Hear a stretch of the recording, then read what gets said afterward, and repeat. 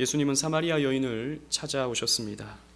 그래서 그 여인의 목마름의 문제, 아무리 마셔도 여전히 목이 마른 그녀의 근본적인 문제를 끄집어내셨습니다.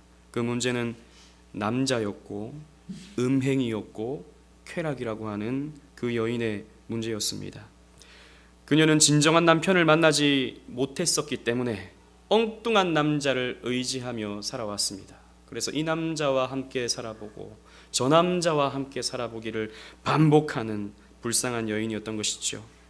그래서 예수님은 구약 성경에서 신랑과 신부가 만나는 장소인 우물가에서 이 여인을 만나 주시고, 내가 너의 참 남편이다. 네가 함께 살아가는 그 남편은 거짓 남편이다. 잠깐 너에게 기쁨을 줄지 모르지만은 너에게 영원한 기쁨을 줄 수 없는 거짓 남편이다. 진짜 남편은 나다라고 말씀해 주시는 것입니다. 그래서 그 여인은 옛 육체의 남편을 버리고 영혼의 남편을 의지하며 살 것을 결단하고자 예수님께서는 이 여인을 만나 주신 것이죠. 예수님에게서 신성함을 느꼈던 이 여인은 예배의 문제를 꺼냈습니다. 이에 예수님은 장소가 중요한 것이 아니라 예수님을 만나는 때가 바로 예배하는 때다라고 말씀하시며, 예배하는 자는 영과 진리로 예배해야 함을 가르쳐 주셨습니다. 하나님의 임재 가운데 하나님을 향한 갈망을 가지고 바른 진리를 통해 하나님을 예배해야 함을 말씀해 주신 것입니다.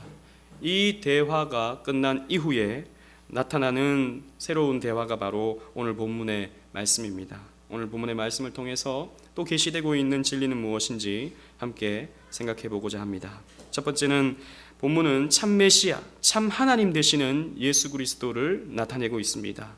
25절로 26절 말씀을 우리 다 같이 한번 읽어보도록 하겠습니다. 시작. 여자가 이르되 메시아 곧 그리스도라 하는 이가 오실 줄을 내가 아노니 그가 오시면 모든 것을 우리에게 알려주시리이다. 예수께서 이르시되 내게 말하는 내가 그라 하시니라. 아멘. 사마리아 여인은 예수님의 예배에 대한 말을 듣고 그 예배의 대상인 약속된 메시아의 이야기를 꺼내게 됩니다. 지난주에 말씀드렸던 것 같이 사마리아 사람들도 모세 오경만큼은 읽고 배웠기 때문에 그 약속된 선지자 메시아에 대한 내용은 익히 알고 있었습니다. 신명기 18장 15절에 이렇게 기록하고 있기 때문이죠. 우리 다 같이 한번 읽어보겠습니다. 시작. 내 하나님 여호와께서 너희 가운데 내 형제 중에서 너를 위하여 나와 같은 선지자 하나를 일으키시리니 너희는 그의 말을 들을지니라. 나와 같은 선지자를 하나님께서 일으키신다. 이 나는 모세를 가리킵니다. 모세는 이제 느보산에서 마지막 가나안 땅을 내려다보면서 이제 앞으로 하나님께서는 나와 같은 선지자를 일으켜서 너희를 인도할 것이다. 그의 말을 들을지어다 라고 말한 적이 있었습니다. 그래서 이후로 이스라엘 백성들은 그 모세 다음에 나타나는 선지자 메시아를 기다리고 있었던 것이죠. 우리가 잘 알듯이 선지자, 제사장, 왕, 이 세 가지 직분은 기름 부음을 받았습니다. 이 기름 부음을 받은 자라고 하는 그 말이 구약 말로 이 히브리 말로 메시아가 되는 것이죠. 그래서 이 사마리아 사람도 그 약속된 선지자, 즉 메시아를 기다리고 있었던 사람이었습니다.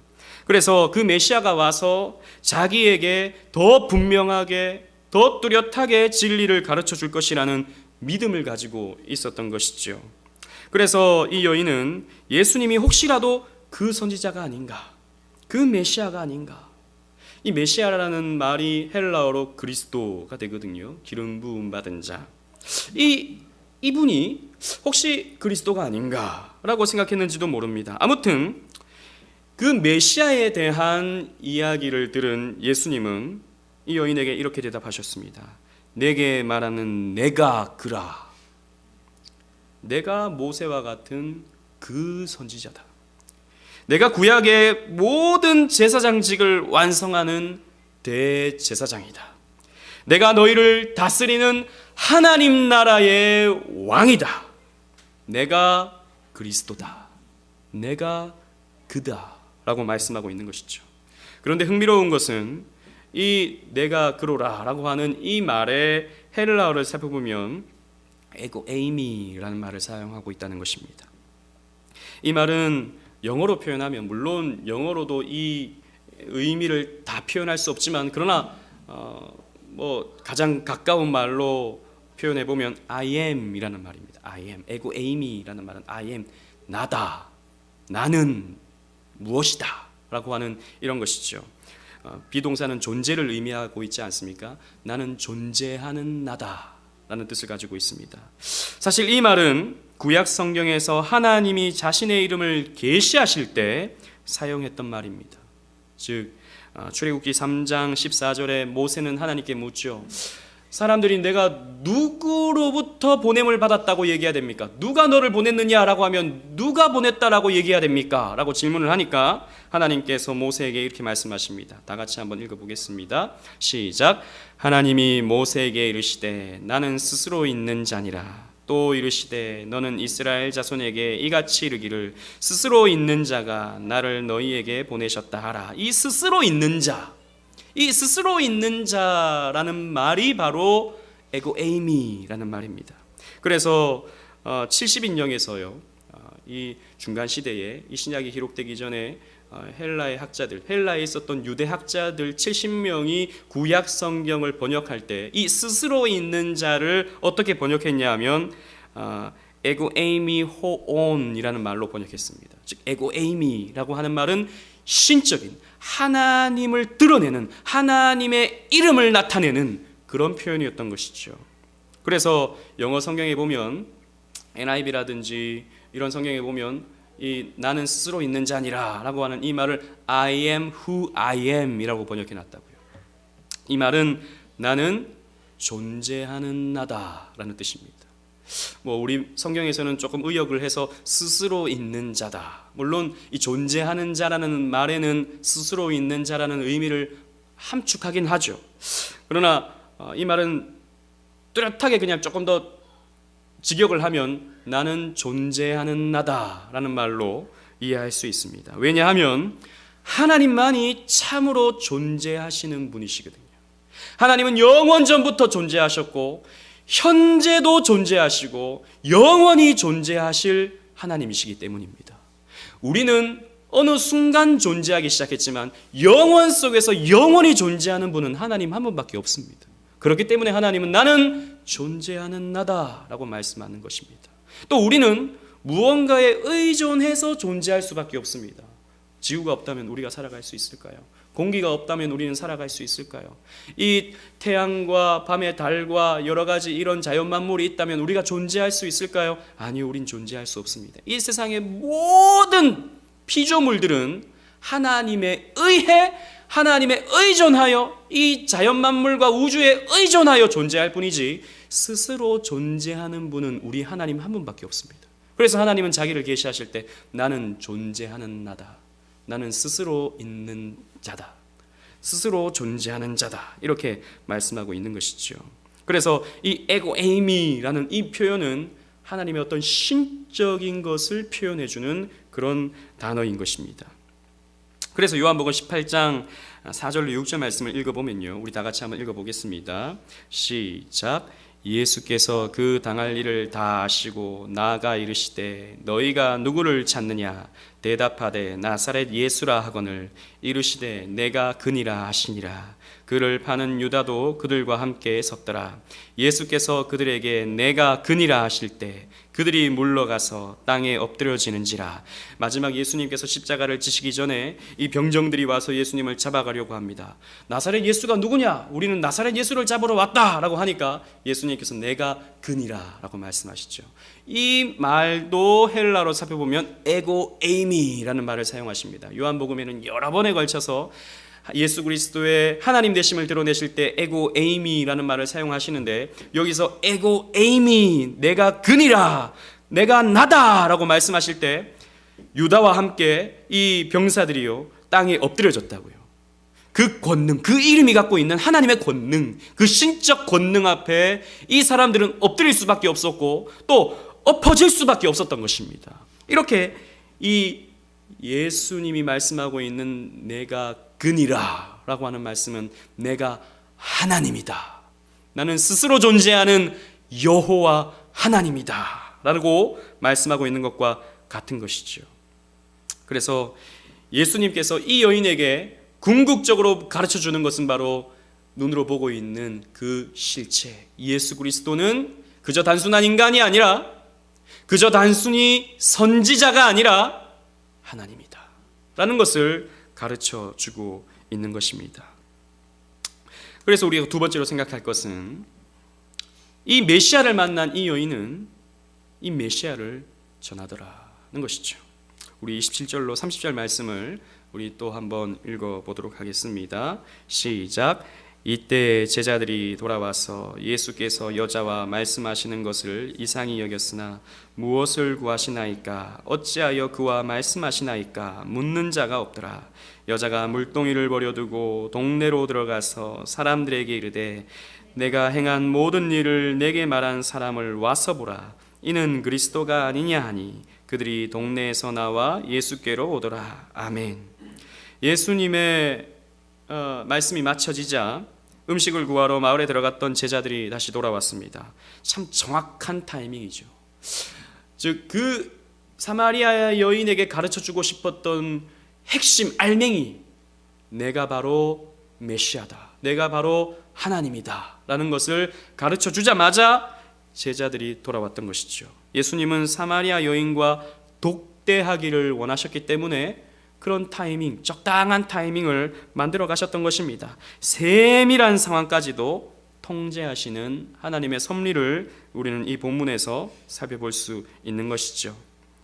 그런데 원래 유대인은 사마리아 여인과는, 특히 사마리아 사람과는 대화하는 것이 금기시 되어 있었기 때문에 사실 그 장면은 굉장히 어색한 장면일 수밖에 없었고, 예수님도 유대인이었기 때문에 그러면 안 되는 것이었습니다.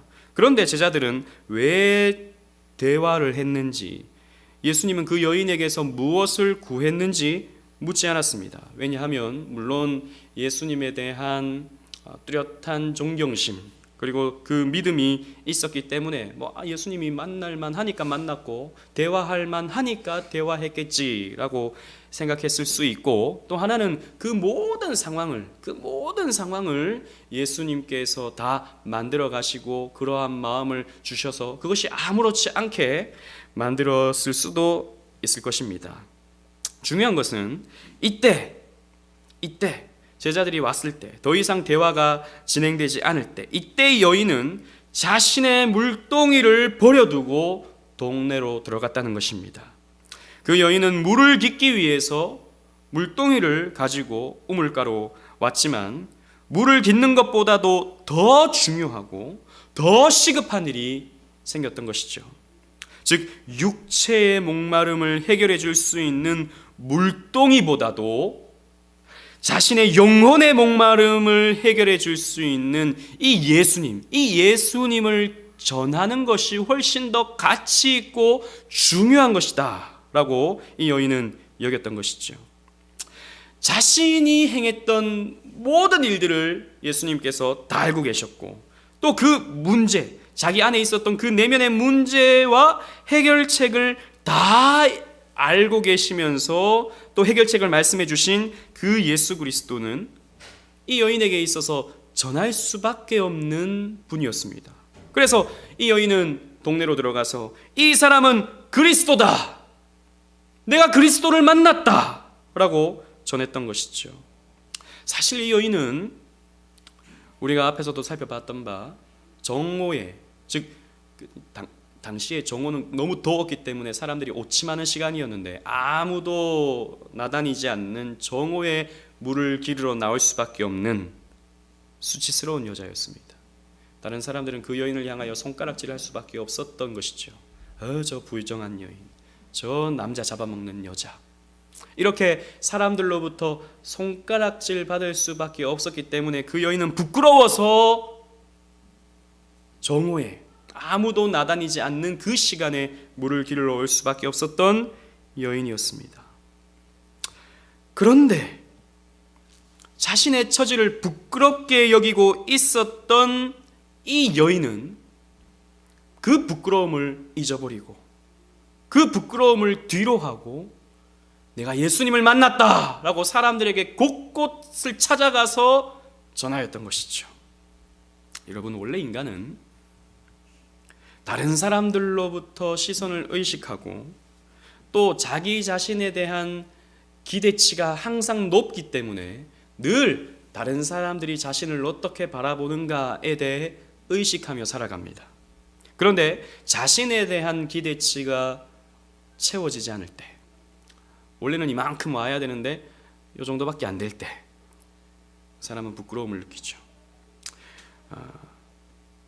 그래서 늘 다른 사람들의 눈치를 살피면서 혹시라도 사람들이 나를 이 정도 되는 사람이라고 생각하지 않을까?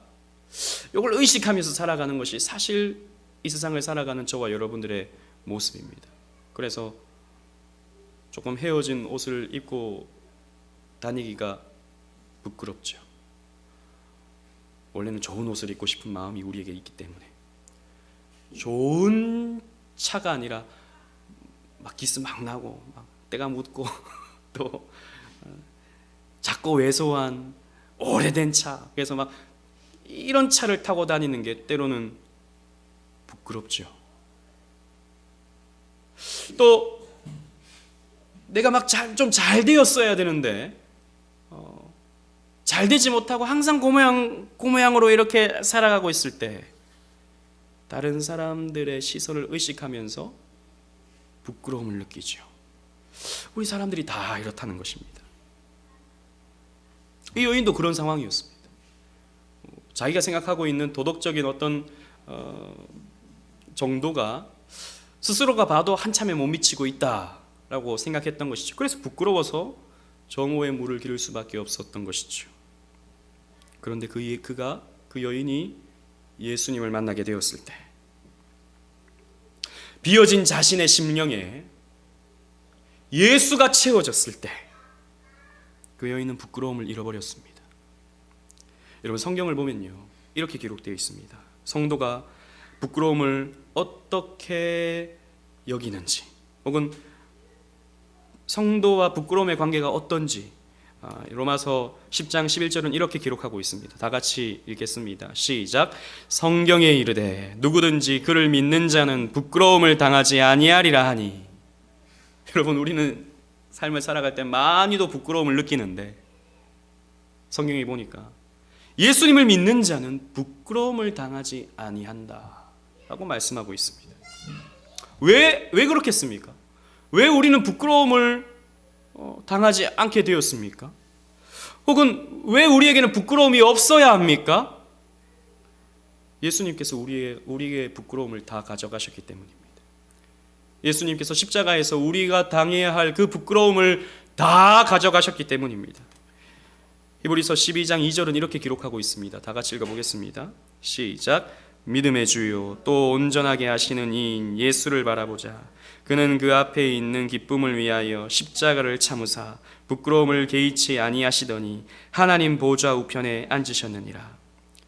예수님께서는 십자가를 참으셨습니다. 그래서 부끄러움을 개의치 아니하셨습니다. 지난번 우리 사도신경 공부할 때 예수님께서 십자가에 달리셨을 때 실오라기 하나 걸치지 아니하고 다 벗겨진 채로, 그 옷을 다 빼앗긴 채로, 속옷까지 다 벗겨진 채로 십자가에 달렸었다라고 하는 것을 우리가 말씀을 나눈 적이 있었습니다.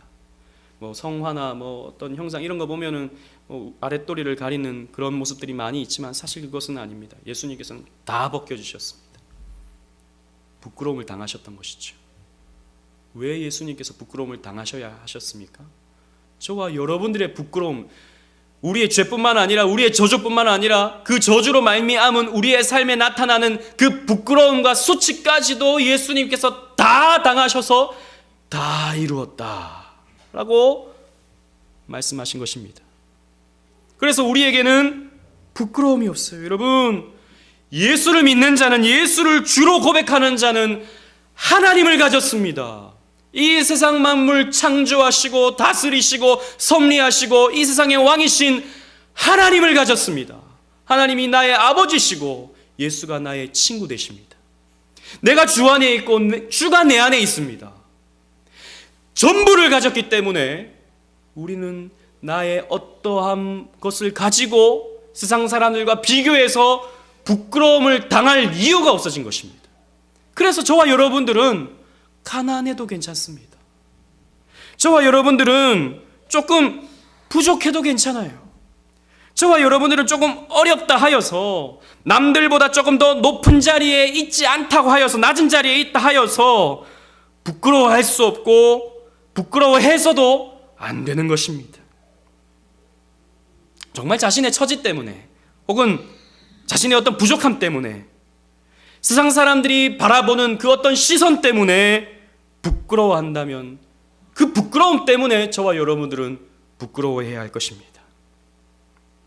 이 여인은 예수님을 만나고 예수님의 말씀으로 자신의 심령을 채우고 부끄러움을 잃어버렸습니다.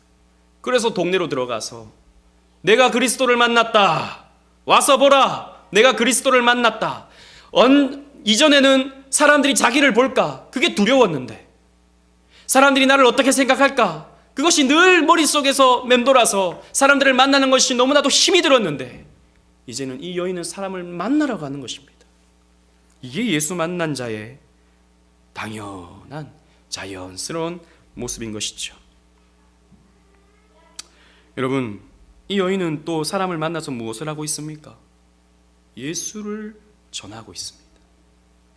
예수를 메시아라고 전하고 있습니다. 여러분, 오늘날 저와 여러분들이 예수님을 만났다면 당연히 우리의 삶 속에서도 예수를 전하는 모습이 있어야 됩니다. 그런데도 우리가 전도를 머뭇머뭇하는 이유가 무엇입니까? 여전히 우리 마음에는 부끄러움이 있습니다. 여전히 우리의 마음 가운데는 부끄러움이 전도를 가로막습니다. 자신의 처지 때문에 내가 예수를 전하면 덕이 안 될 것 같다 생각하면서 전도를 머뭇거리는 사람들이 있죠. 예전에 제가 만났던 어떤 성도님도 자기는 예수를 오랫동안 믿었고 자기 언니는 예수를 안 믿는데 전도를 하고 싶어도 내 처지가 좀 잘 되고 나서 좀 소위 복 좀 받고 나서 언니 봐, 내가 이렇게 예수 믿었더니 복을 받았어, 이렇게 잘 됐어, 이런 모습으로 좀 언니도 예수 믿어봐, 이렇게 하고 싶은데 자기는 늘 쪼들리고 좀 밑바닥이고 힘들고 고생하는데 언니도 예수 믿어봐 그러면 야 무슨 네 앞가림이나 잘해라 뭘 예수를 믿어, 이런 말 들을까 봐 난 전도를 못하겠다, 이렇게 말하는 분을 제가 만난 적이 있었습니다. 그런 부끄러움이 전도를 막는 것이죠. 여러분, 자신이 덕이 안 된다고 전도를 하지 않는 것은 이방인의 사고입니다. 이방 사람들의 신관, 종교관이 무엇입니까? 그 신을 잘 섬겨서 내가 복을 받기를 원한다, 이거죠. 그래서 신을 잘 섬기면 내가 길, 흉, 화, 복, 여기에서 길과 복을 내가 취할 수 있고 화와 흉을 피할 수 있다. 이것이 이방인들의 사고입니다. 이런 이방인적 사고를 가지고 나는 지금 전도할 수 있고 나는 지금 전도를 못하고 이런 식으로 생각하는 것은 아까도 말씀드렸던 이방인적 사고인 것이죠. 세상적인 사고인 것입니다. 우리의 상황, 우리의 위치, 우리의 어떤 모습들, 이것이 예수 그리스도를 자랑하는데 그 어떤 담이 되거나 벽이 되어서는 안 되는 것이죠. 그러기에 우리는 자랑스럽게 외쳐야 됩니다. 와서 보라, 이는 그리스도가 아니냐, 내가 그리스도를 만났다, 내가 메시아를 만났다, 내가 하나님이 보내신 자를 만났다, 내가 하나님을 만났다 라고 외칠 수 있어야 되는 것입니다. 그녀는 물동이를 버려두고, 자신의 목마름을 잠깐 채우던 물동이를 버려두고 생존에 있어서 꼭 필요했던 물동이를 버려두고 예수를 가장 먼저 전했던 것이죠. 아무도 안 들을 것 같은데 그 죄 많은 여인, 그 손가락질 받는 여인, 그 사람들이 싫어하는 그 여인, 그 여인의 말을 아무도 안 듣고 아무도 안 믿을 것 같은데 여러분 어떤 결과가 있었습니까? 사마리아 여인이 전하는 말을 듣고 사람들이 동네에서 나와 예수 앞으로 나오게 되었습니다. 그 죄 많은 여인의 말을 듣더라는 것이죠. 도무지 그 여인의 말을 믿지 못할 것 같던 사람들이 믿더라는 것이죠. 여인의 말을 듣고 예수께 나오더라는 것이죠. 여러분 이것이 무엇입니까? 복음의 능력입니다. 내 처지가 좀 안 돼서 내가 좀 전도할 수 있는 실력이 없어서 훈련을 못 받아서 이런 것들이 전도를 가로막아서는 안 된다라는 것이죠. 복음이 갖고 있는 능력이 있기 때문에 우리가 예수를 이름만 전해도 그 예수 이름만 듣고도 주님 앞으로 나오게 되는, 주님을 보러 나오게 되는 그런 역사들이 일어난다라는 것이죠. 나를 믿지 말고 내 언변을 믿지 말고 우리는 복음의 능력을 믿고 전해야 하는 것입니다. 사랑하는 오직은혜 교회 성도 여러분, 예수를 만난 사람은 이렇게 됩니다. 하나님이신 예수님을 만나면 부끄러움 없이 예수를 전하게 됩니다. 예수님의 사랑이 너무 놀랍고 예수님의 은혜가 너무 감격스러워서 때를 얻든지 못 얻든지 예수를 전하게 되어 있는 것입니다. 그런데 오늘날 신앙인들은 좀처럼 전도하지 않습니다. 앞에서도 말씀드렸다시피 나는 전도의 은사가 없다고, 훈련받지 못했다고, 옛날처럼 예수천당 불신지옥 이렇게 전도하는 것은 불신자들에게 예의가 아니라고, 오늘날은 세련된 방식으로 전도해야 한다고, 삶이 전도라고, 삶으로 예수 믿는 걸 보여줘야 된다고, 삶으로 믿는 자가 어떠한 삶을 살아가는지를 자랑스럽게 보여줘야 된다고 하면서 믿는 자로서 잘 살면 자연스럽게 전도가 된다, 이렇게 주장하는 사람들이 너무나도 많습니다. 그런데 꼼꼼히 살펴보면, 꼼꼼히 그 내용을 곱씹어보면, 물론 저는 그 말 어느 정도 타당성은 있습니다. 우리가 너무 무지막지하게 전도하고 막 불신자들이 불쾌할 정도로 어떤 피켓을 들고 막 이렇게 공격적으로 전도하는 것, 때로는 예의 없는 모습일 수 있다고 저는 생각합니다. 세련되지 못한 방법이라고 생각합니다. 그러나 그 이면에 뒤에 숨어가지고, 그런 말들 뒤에 숨어가지고 자신의 부끄러움을 이기지 못하고 그저 가만히 쥐죽은 듯이 예수 믿는 그런 모습이 저와 여러분들의 모습은 아닌지 생각해 봐야 됩니다. 사실 그것은 복음을 부끄러워하는 모습일 수도 있는 것이기 때문입니다. 복음이 부끄러우니까, 내가 예수 믿는다고 하는 게 부끄러우니까, 혹은 내가 나가서 예수를 전한다고 하는 것이 부끄러우니까 그런 말들 뒤에 숨어가지고 삶으로 보여주면 되지. 그러나 여러분, 우리가 삶으로 보여줄 수 있습니까? 우리가 그렇게 대단한 사람들입니까? 우리가 대단히 그렇게 축복받은 사람들입니까? 세상 사람들이 말하는 우리가 대단히 그렇게 도덕적인 사람들입니까? 아니잖아요. 그렇게 하기가 너무나도 어렵잖아요. 물론 그렇게 해야 됩니다만, 그렇게 하기를 애써야 됩니다만, 내가 어떠한 사람인가, 이게 중요하지 않다라는 것입니다. 예수 이름이 중요하고 그 이름에 권능이 있다라는 것이죠. 사도 바울은 이렇게 말합니다. 로마서 1장 16절 말씀 우리 다 같이 읽어보겠습니다. 시작. 내가 복음을 부끄러워하지 아니하노니 이 복음은 모든 믿는 자에게 구원을 주시는 하나님의 능력이 됨이라. 내가 복음을 부끄러워하지 아니하노니, 왜? 이 복음은 믿는 자에게 구원을 주시는 하나님의 능력이기 때문에.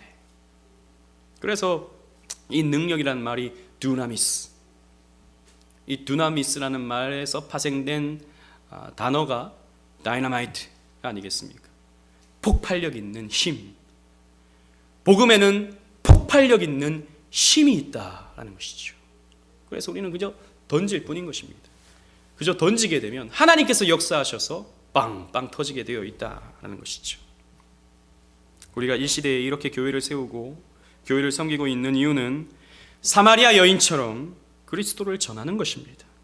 와서 봐라, 내가 그리스도를 만났다, 예수는 그리스도시다, 예수는 하나님이시다 라고 우리는 외쳐야 합니다. 이것이 하나님이신 예수를 만난 사람의 당연한 모습입니다. 예수를 전하시는, 기회가 있을 때마다 예수 이름을 외치시는, 기회가 있을 때마다 예수를 전하시는 저와 여러분들 되시기를 주님 이름으로 축원합니다. 아멘.